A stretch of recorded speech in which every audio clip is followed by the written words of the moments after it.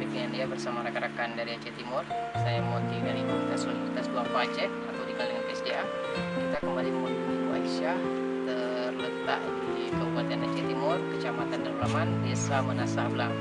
Nah, hari ini dalam rangka kegiatan sedikit memberi santunan yang diberikan oleh kawan-kawan sebagai donatur yang hari ini ikut membantu sedikit meringankan kebutuhan Adinda Muhammad Iqbal yang kemarin sudah viral di sosial media dan beberapa berita online yang udah kita naikkan. Nah, untuk harapan kita bersama, sejauh ini kita lihat alhamdulillah pemerintah terkait kantor gaji dan sebagainya telah banyak membantu, dan semoga terus konsisten dan komitmen untuk membantu kedepannya dalam penanganan fokus penyembuhan sakit Adinda kita Muhammad Iqbal.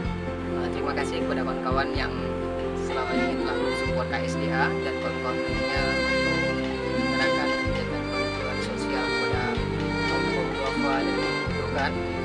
Terima kasih juga untuk kawan Rahmaniar yang hari ini telah mensupport kita memberi santunan kepada Adinda Muhammad Iqbal. Semoga